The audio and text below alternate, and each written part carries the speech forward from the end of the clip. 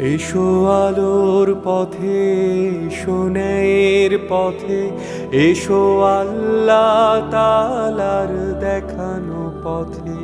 এসো আলোর পথে, এসো ন্যায়ের পথে, এসো আল্লাহ তাআলার দেখানো পথে।